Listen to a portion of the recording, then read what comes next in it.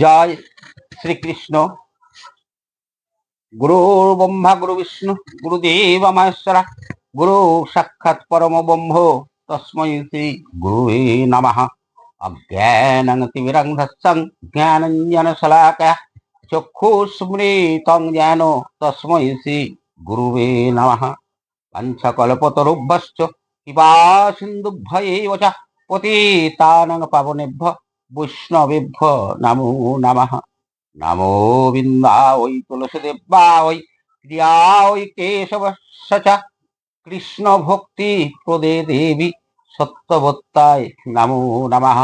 নমো মহাবদান্নায় কৃষ্ণ প্রেম প্রদায়তে কৃষ্ণায় কৃষ্ণ চৈতন্য নামনে গৌরতীশে নমঃ। হে কৃষ্ণ করুণা সিন্ধু দীনবন্ধু জগৎপতে গোপেশ গোপিকাকান্ত রাধাকান্তায় নমস্তুতে। তপ্ত কাঞ্চন গৌরাঙ্গী রাধে বৃন্দাবনেশ্বরী বিশ্বভানুসুতে দেবী প্রণমামি হরিপ্রিয়ে। জয় শ্রীকৃষ্ণ চৈতন্য প্রভু নিত্যানন্দ শ্রী অদ্বৈত গদাধর শ্রীবাস আদি গৌর ভক্ত বৃন্দ। হরে কৃষ্ণ কৃষ্ণ কৃষ্ণ হরে হরে হরে রাম রাম রাম হরে হরে। নমস্কার।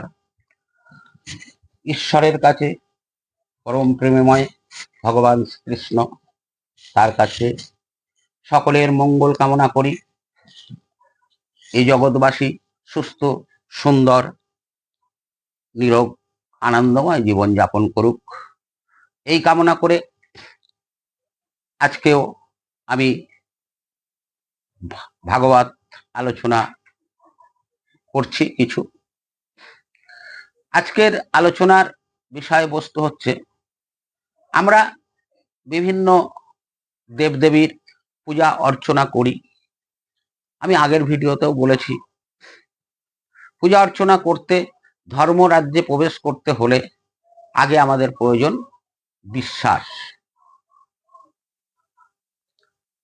বিশ্বাস গাঢ় হলে তবে হয় ভক্তি, আর এই ভক্তি দ্বারাই দেব অর্চন হয়ে থাকে। আবার ভক্তির দুটো রূপ আছে। একটা হচ্ছে প্রেম দ্বারা ভক্তি, প্রেম ভক্তি, ভালোবেসে ভক্তি করা। আবার ভয়ে ভক্তি, ভয়ে উপায় অন্ত না পেয়ে ভক্তির ভান করা বা ভক্তি দেখানো ভয়ে। তো শাস্ত্র সিদ্ধান্ত আছে যে নিজের মন থেকে শ্রদ্ধা দ্বারা, ভালোবাসা দ্বারা ভক্তি প্রয়োজন, তবেই দেব অর্চন বা দেবী অর্চন সঠিক হবে। তো এই ভয়ে ভক্তি আর প্রেমে ভক্তি, ভালোবাসায় ভক্তি, এই দুটো নিয়ে আমি ভাগবতম থেকে একটা ছোট্ট গল্পের অবতারণা করব ভগবান শ্রীকৃষ্ণের কে নিয়ে। ভগবান শ্রীকৃষ্ণ যখন জন্মগ্রহণ করলেন, আমরা জানি তিনি মথুরায় জন্মগ্রহণ করেছিলেন, মাতা দেবকী এবং পিতা বসুদেব ঘোষের ঔরসে। কোথায়? কংসের কারাগারে। তো সেই কারাগার থেকে ভগবান শ্রীকৃষ্ণকে পিতা বসুদেব মস্তকে করে নিয়ে গিয়ে নন্দালয়ে, নন্দের আলয়ে বা নন্দের বাড়িতে, নন্দরাজের বাড়িতে, গোকুলে নিয়ে গিয়েছিলেন। কেন? এইরূপ দৈববাণী ছিল আগে থেকে। কিন্তু দেখুন ভগবান কত কৃপাময়। ভগবান শ্রীকৃষ্ণকে নিয়ে গোকুলে রেখে আসবেন বাসুদেব, কিন্তু বাসুদেব, আমাদের মাতা দেবকী, এরা তো কংসের কারাগারে বন্দী। সবাই জানবে এদের সন্তান হয়েছে, তো এদের তো সন্তান একটা দেখাতেই হবে, না হলে কংস মহারাজ এদের মৃত্যুদণ্ড দেবেন। তো সেই জন্যে ভগবানের কৃপায় মাতা যশোমতী এবং নন্দরাজের বাড়িতেও এক সন্তান জন্মগ্রহণ করেছিলেন। তিনি হচ্ছেন কন্যা সন্তান যোগমায়া। তো বসুদেব ভগবান শ্রীকৃষ্ণকে যশোদা মাতার কাছে শুইয়ে রাখলেন এবং যশোদা মাতার প্রসবিত সন্তান যোগমায়াকে নিয়ে আবার মথুরায় ফিরে আসলেন, সেই কংসের কারাগারে। এই যোগমায়াকেই কংস মাতা দেবকীর অষ্টম গর্ভের সন্তান হিসাবে জানলেন। মাতা দেবকী পিতা বসুদেব কংসের কাছে বারবার অনুরোধ করলেন যে এটা কন্যা সন্তান হয়েছে আমাদের, অতএব একে আর তুমি হত্যা করো না, একে ছেড়ে দাও, একজন কন্যা দ্বারা তোমার কি ক্ষতি হতে পারে। কংস অত্যন্ত বুদ্ধিমান ছিলেন, জ্ঞানী ছিলেন। তিনি বিভিন্ন কথা দিয়ে বোঝালেন যে একটা ইঁদুর ইচ্ছা করলে একটা মহিরু পর্বতকে ধ্বংস করে দিতে পারে, ভেঙে চুরমার করে দিতে পারে। অতএব অষ্টম গর্ভের সন্তান কন্যাই হোক আর পুত্রই হোক, তাকে আমি রাখবো না। যাই হোক, এই যোগমায়াকে যখন নিয়ে বদ্ধভূমিতে প্রস্তর খণ্ডে আছাড় মারলেন কংস মহারাজ, তখন এই যোগমায়া উড়ে গেলেন। আকাশপথে উড়ে গিয়ে সেখান থেকে দৈববাণী করেছিলেন, কংস তোমাকে মারিবে যে গোকুলে বাড়িছে সে। তবেই কংস মহারাজ জেনেছিলেন যে ভগবান শ্রীকৃষ্ণ গোকুলের আছেন। যাই হোক, এটা অনেক বড় ব্যাখ্যা, জন্ম কাহিনী বলতে গেলে অনেক সময় লাগবে। আমি যেখানটা বলতে চাইছি সেটা হচ্ছে ভয়ে শ্রদ্ধা করা আর ভক্তিতে শ্রদ্ধা করা, এই দুটোর পার্থক্য। ভগবান চাইতেন ভয়ে নয়, ভক্তিতে দেব দেবতাকে শ্রদ্ধা করুন, আমরা যাতে ভক্তিতে দেব দেবতাকে শ্রদ্ধা করি। তো ভগবান শ্রীকৃষ্ণ আস্তে আস্তে গোকুলে বৃদ্ধি পেতে লাগলেন, মানে বড় হতে লাগলেন। তো ভগবান শ্রীকৃষ্ণ দেখেন গোকুলবাসী সকলেই এবং তার পিতা নন্দ মহারাজও একটা নির্দিষ্ট সময় মানে ইন্দ্রদেবের পূজা করেন। ইন্দ্রের পূজা প্রচলিত ছিল গোকুলে সেই সময়। তো ভগবান শ্রীকৃষ্ণ একদিন জিজ্ঞাসা করলেন পিতাকে যে পিতা, আপনারা সবাই মিলে ইন্দ্রের পূজা করেন কেন? ইন্দ্র আপনাদের কি দেয়? নন্দ মহারাজ বললেন, না রে, দেয়ার ব্যাপার নয়, ইন্দ্র প্রচন্ড শক্তিশালী, মায়াবী। আমরা যদি তাকে পূজা করে সন্তুষ্ট না করতে করে রাখি, তাহলে সে ঝড় ঝঞ্ঝা, বজ্রাঘাত, তুফান ইত্যাদি দিয়ে আমাদের গোকুল ধ্বংস করে দেবে, আমাদের পশু পক্ষী ধ্বংস করে দেবে, চাষবাস ধ্বংস করে দেবে, মানে সবকিছুই ধ্বংস করে দেবেন তিনি। সেই ভয়েই আমরা ইন্দ্রদেবের পূজা করি এবং তারাকে সন্তুষ্ট রাখতে চেষ্টা করি, যাতে তিনি আমাদের কোনো ক্ষতি না করেন। ভগবান শ্রীকৃষ্ণ মৃদু হেসে বললেন, তাহলে যে ক্ষতি করে তাকে দেবতা হিসাবে তোমরা পুজো করো। দেবতা যে, সে ক্ষতি কেন করবে? মঙ্গলময় যিনি, সে তো সর্বদা মঙ্গল করে, ক্ষতি করলে সে দেবতা হলো করতে। মাতা যশোমতী বললেন, ওরকম বলিস না রে, বলতে নেই, তিনি যদি জানতে পারেন আমাদের সর্বনাশ হয়ে যাবে। বুঝুন, ভয়ে ভক্তি আমি বলেছিলাম, এ হচ্ছে ভয়ে ভক্তি। তো যাই হোক, ইন্দ্রের পূজার আয়োজন হচ্ছে। ভগবান শ্রীকৃষ্ণ সবাইকে ডেকে একত্রিত করলেন আর বললেন, এক কাজ করো তোমরা, এবার আর ইন্দ্রের পুজো করতে হবে না। দেখো, ইন্দ্র তোমাদের কিছু দেয় না, তোমরা তার ভয়ে পুজো করো, আর যে তোমাদের রক্ষা করে সর্বতভাবে তার পূজা করো না। বলছে, কে সে? বলছে, কেন, গিরি গোবর্ধন পর্বত। ইন্দ্র যে ঝড় ঝঞ্ঝা দেয়, বজ্র দেয়, তুফান দেয়, তা একদিকে দাঁড়িয়ে গিরি গোবর্ধন অনেকখানি তোমাদের দিকে আসতে দেয় না, রক্ষা করে। তো যিনি রক্ষা করেন তোমাদের, তার পূজা দেওয়া উচিত না? কেউ তো রাজি হচ্ছে না, বলে না, ইন্দ্রের পূজা দিতেই হবে, নালে ইন্দ্র ক্রোধিত হলে আমাদের সর্বনাশ হয়ে যাবে। ভগবান শ্রীকৃষ্ণ চতুরের শিরোমণি, ঈশ্বর পরম কৃষ্ণ সচ্চিদানন্দ বিগ্রহ, অনাদির আদি গোবিন্দ, সর্বকারণের কারণ, যা যা ঘটেছে, যা যা ঘটছে, যা যা ঘটবে, সবকিছুর সব কারণেরই তিনিই তো স্রষ্টা। তাই তিনি তার মায়া বলে এদের মনের পরিবর্তন করালেন। তখন সবাই রাজি হলো, ঠিক আছে। কৃষ্ণ যখন বলছে এবারে আমরা গিরি গোবর্ধনের পূজা করব, ভগবান শ্রীকৃষ্ণ বললেন, দেখো না পূজা করে, আমি তো বলছি তোমরা ইন্দ্রকে পূজা দাও, পূজা দাও, যে সব দ্রব্য দিয়ে প্রসাদ ইন্দ্র খায়। তা বলছে না, আমরা নিয়ে আবার প্রসাদ বিতরণ করি। বলছে তোমরা গিরি গোবর্ধনের পূজা দিয়ে দেখো, তিনি জ্যান্ত ঠাকুর, তিনি খান। যাই হোক, কৃষ্ণের কথা মতো গোকুলবাসী ইন্দ্রের পূজা বন্ধ রেখে গিরি গোবর্ধনের পূজা করবে বলে প্রস্তুতি নিলেন। সকল আয়োজন সম্পূর্ণ হলো। যথা সময়ে তারা সবাই উপস্থিত হলো গিরি গোবর্ধন পর্বতের সন্নিকটে। তো এই গিরি গোবর্ধনের পর্বতের সামনে গিয়ে তারা যে সকল নৈবেদ্য আদি পূজা উপাচার আদি নিয়ে গিয়েছিল সব রাখলো। রাখার পরে ইন্দ্রের এই আমাদের গিরি গোবর্ধনের পূজা শুরু হলো। গিরি গোবর্ধনের পূজা শুরু হয়েছে, এমতো সময় ইন্দ্র তা জানতে পেরেছে। জানতে পেরে ইন্দ্র তো প্রচন্ড ক্রোধান্বিত হয়েছেন। বলছে এত সাহস হয় কোত্থেকে এদের, আমার পূজা বন্ধ করে ওই পর্বতের পূজা করছে, আমাকে অবহেলা, তোদের কাউকে আমি নিস্তার দেবো না, ধ্বংস করে দেবো গোকুল সাম্রাজ্য। সেই মতো ইন্দ্র শুরু করে দিলেন তুফান, বজ্রাঘাত, বৃষ্টি, এত প্রবল বেগে বিপর্যয় শুরু হলো। তখন গোকুলবাসী সবাই কান্নাকাটি করতে লাগলো। কান্নাকাটি করে কোথায় রক্ষা পাবে তারা? তখন সবাই দোষারোপ করতে লাগলেন ভগবান শ্রীকৃষ্ণকে, যে তোমার কথা মতোই আমরা গিরি গোবর্ধনের পূজা করেছি, আর সেই জন্যই আজকে আমাদের এই দুর্যোগ আমাদের ধ্বংস করে দেবে, তুমি আমাদের রক্ষা করো, তুমি বলেছিলে তাই করেছি, এখন রক্ষার দায়িত্ব তোমাকে নিতে হবে।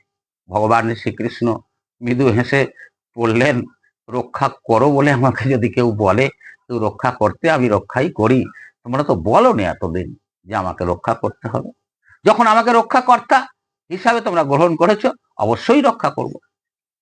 তখন ভগবান শ্রীকৃষ্ণ এক আঙুলে করে সেই গিরি গোবর্ধন পর্বতটাকে উঁচু করে ধরলেন, এবং মাথায় ছাতার মতো, পর্বতটা অনেক বৃহৎ, পুরো গোকুলটা সেই পর্বতে আড়াল হয়ে গেল, মাথাটা গোকুলের পুরো উপরটা। যত ঝড় বৃষ্টি বজ্রাঘাত তুফান হচ্ছে সব সেই পাহাড়ের উপরে হচ্ছে। নিচে যারা আছে, প্রাণী থেকে মানুষ যারাই আছে, কারুর আর সেই দুর্যোগের আভাস কারুর কাছে আসছে না, সবাই সুন্দর সুস্থভাবে রয়েছে। ইন্দ্র প্রবল বেগে তার তাণ্ডব ক্রিয়া চালালো, কিন্তু গোকুলের কোনো ক্ষতি করতে পারলো না। তখন ইন্দ্র চিন্তা করলো, এই বালক কে, এক আঙুলে করে একটা গিরি গোবর্ধন পর্বত উঁচু করে ধরেছে, কিন্তু যে সে বালক নয়। তখন ইন্দ্র দেব ধ্যানস্থ হলেন, ধ্যানস্থ হয়ে বুঝতে পারলেন মহাবিষ্ণু পরমেশ্বর ভগবান এই নন্দ রাজার পুত্র রূপে জন্মগ্রহণ করেছেন, নাম হয়েছে শ্রীকৃষ্ণ।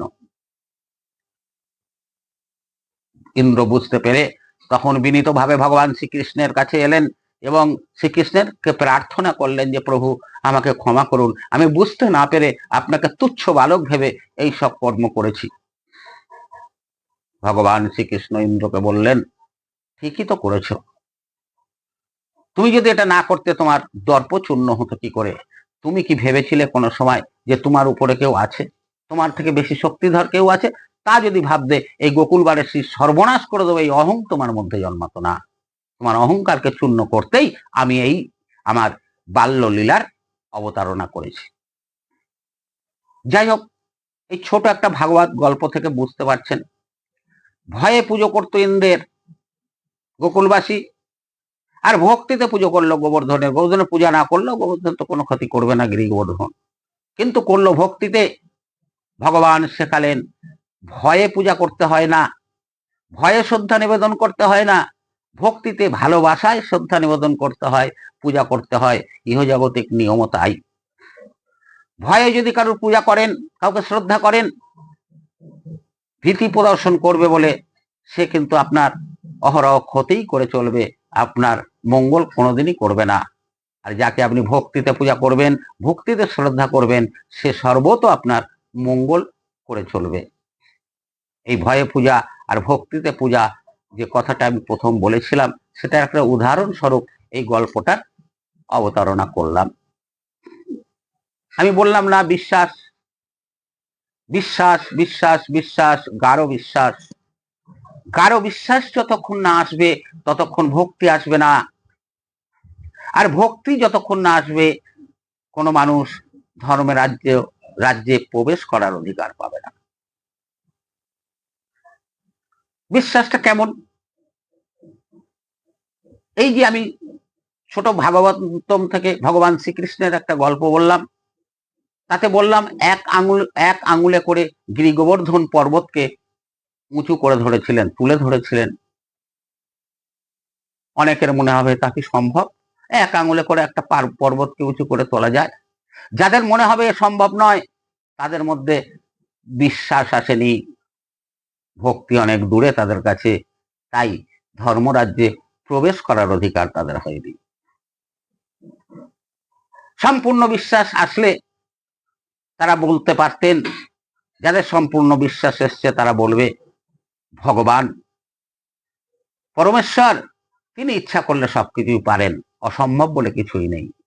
আর যারা বলছে অসম্ভব, এদের মধ্যে বিশ্বাস আসেনি, ভক্তিও আসেনি। তাই বিশ্বাস থেকে ভক্তির জন্ম হবে, ভক্তির জন্ম হলে তবে ধর্মরাজ্যে প্রবেশ করতে পারবে। এই ভক্তির প্রয়োজন খুব মানে মারাত্মক ভাবে। এই ভক্তি লাভের জন্য এই যে নাম সংকীর্তন, পূজা অর্চনা, ভাগবত শ্রবণ, ভগবানের সেবা, ভগবানের অর্পণ ইত্যাদি করা, সাধু সঙ্গ করা, এগুলোর প্রয়োজন। এগুলো থেকেই আস্তে আস্তে বিশ্বাস জন্মে এবং তার থেকেই ভক্তির জন্ম হয় এবং আমরা ধর্মরাজ্যকে তখন দেখতে পাই। তার আগে আমরা দেখতে পাই না, ধর্মরাজ্যের দিকে পিছন ফিরে থাকি। তাই ধর্ম যে কি জিনিস তা আমরা বুঝতে পারি না, তাই ধর্ম আমাদের আকর্ষণ করে না, ধর্ম আমাদের কাছে বিস্বাদ লাগে। এই বিশ্বাস কত কত কি বলবো গুরুত্ব বিশ্বাসের, সেটা দেখুন। এক গুরুদেব ছিলেন, তিনি একটা নৌকায় করে, নিজের বাড়ি থেকে একটা নৌকায় করে এপার থেকে ওপারে যেতেন। ওপারে গিয়ে ওপারে অনেক শিষ্য আছে তার, তিনি শিষ্যদের থেকে গুরু প্রণামী আদায় করতেন, চাল ডাল সবজি করি সবকিছুই করে বস্তা বস্তা ভর্তি করে আবার সেই নৌকাতে এপারে নিজের বাড়িতে ফিরে আসতেন। তো মাঝি প্রতিদিন এই কর্ম করে, সেই ভদ্রলোককে এপার থেকে ওপারে নিয়ে যান, গুরুদেবকে আবার ওপার থেকে এপারে নিয়ে আসেন। কিন্তু মাঝি লক্ষ্য করে যখন গুরুদেব যান তখন তার কাছে কিছু থাকে না, কিন্তু গুরুদেব যখন ফিরে আসেন বস্তা ভর্তি অনেক জিনিসপত্র থাকে তার কাছে। তো মাঝি একদিন গুরুদেব, তাই সেই ভদ্রলোককে মানে গুরুদেবকে জিজ্ঞাসা করলেন যে আপনি কোথায় যান, খালি হাতে যান আর আসার সময় এইসব বস্তাবন্দির জিনিসপত্র নিয়ে আসেন, কি করেন আপনি, এত জিনিসপত্র আপনি পান কোথায়? তিনি বললেন, হ্যাঁ রে মাঝি, তুই জানিস আমি গুরুদেব, ওপারে আমার অনেক শিষ্য আছে, এই শিষ্যদের থেকে আমি গুরু প্রণামী আদায় করতে যাই, আর সেই সব গুরু প্রণামী নিয়ে বস্তাবন্দি করে আমি তোর নৌকায় পার হয়ে আবার বাড়িতে যাই।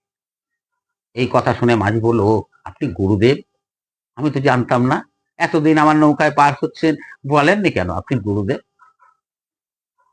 যাই হোক, যখন জেনে গেছি গুরুদেব, আমার বহুদিনের ইচ্ছা আমি একটু দীক্ষা নেব, কিন্তু গুরুদেব তো পাই না, তাই দীক্ষা নেওয়া হয় না, আমাকে দীক্ষা প্রদান করো। গুরুদেব বলে, না না না, মাঝিকে বিয়ে দীক্ষা দেবো, আমি নিজ বংশকে দীক্ষা দিই না, মাঝির গুরু হব আমি, আমি তোকে দীক্ষা দিতে পারবো না, তুই একজন মাঝি, অস্পৃশ্য। দীক্ষা দিলেন না গুরুদেব, মাঝি বলে চলে গেলেন বাড়িতে। সারা রাত্র চিন্তা করলেন মাঝি, গুরু খুঁজি বহু, গুরু তো পাই না ভগবান, যদিও একটা গুরুর দর্শন আমি পেলাম, দীক্ষা নিতে চাইলাম, তিনি আমাকে দীক্ষা দিচ্ছেন না, এখন উপায় কি?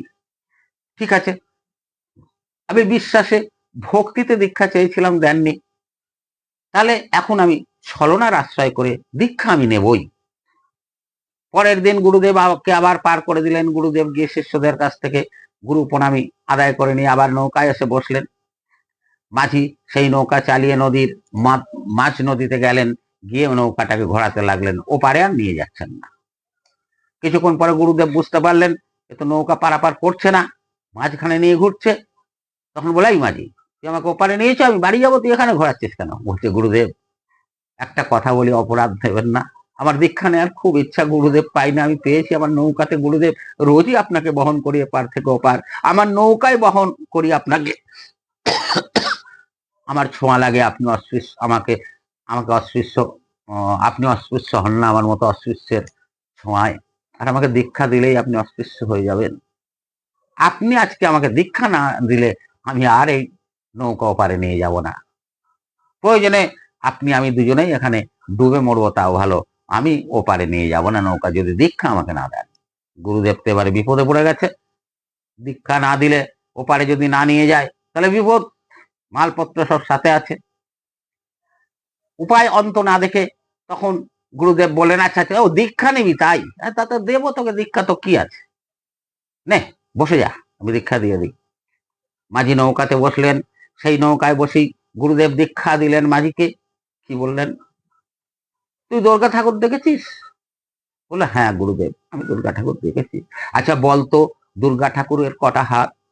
মাঝি হাস্য মুখে বললেন, কেন গুরুদেব, দুর্গা ঠাকুরের 10টি হাত।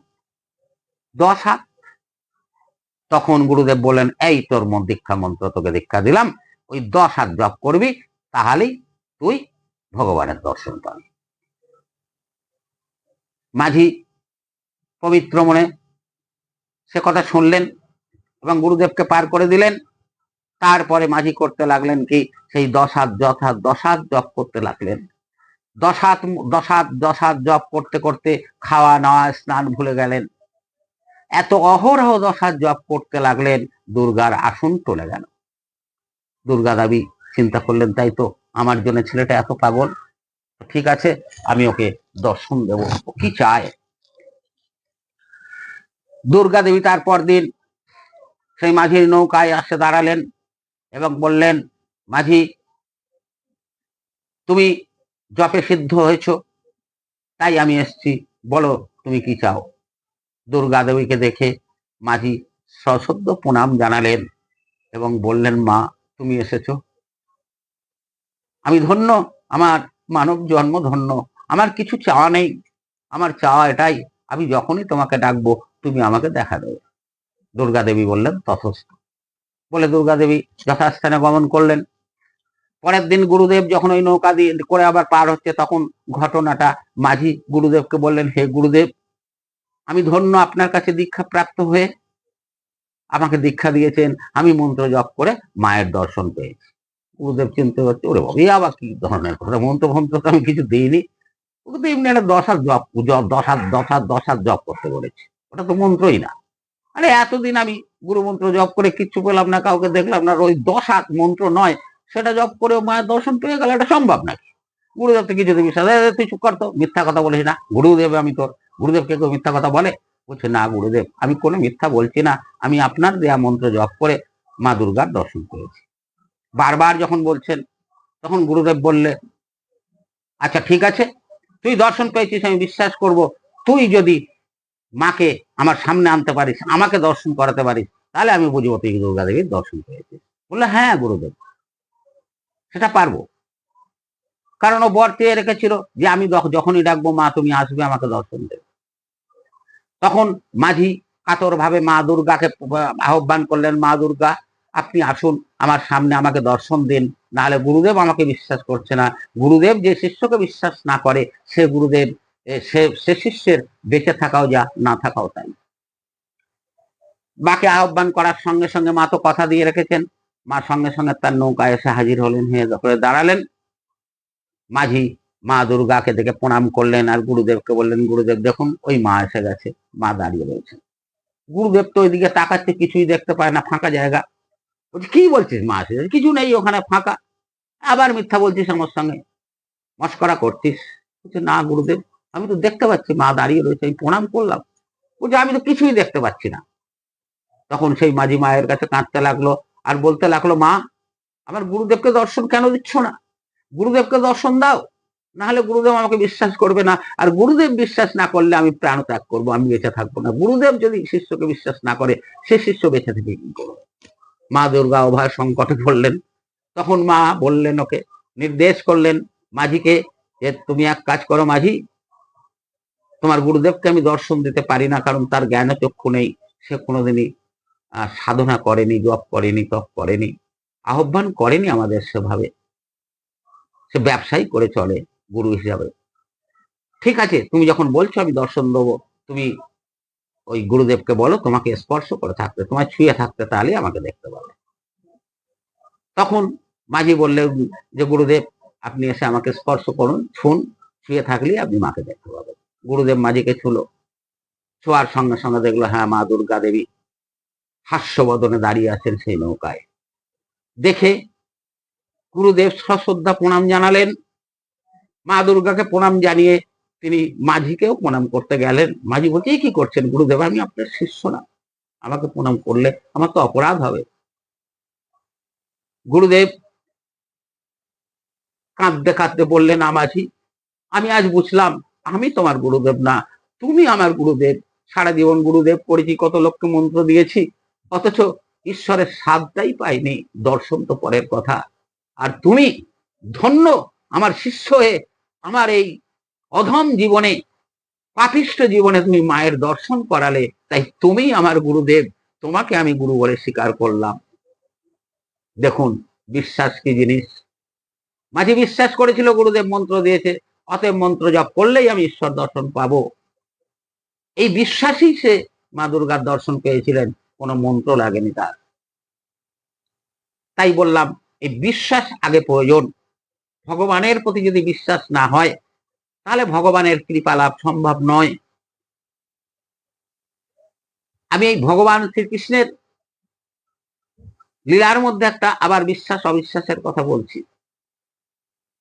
ভগবান শ্রীকৃষ্ণ কুরুক্ষেত্রের যুদ্ধে পাণ্ডবদের পক্ষ নিয়েছিলেন।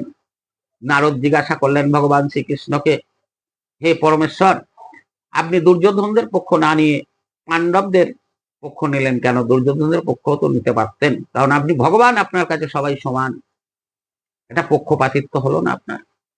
ভগবান শ্রীকৃষ্ণ বলল, না আমার পক্ষপাতিত্ব হয়নি, দুর্যোধনরা আমাকে বিশ্বাস করে না, কিন্তু পাণ্ডবরা আমাকে বিশ্বাস করে, তাই আমি পাণ্ডবদের পক্ষ নিয়েছি।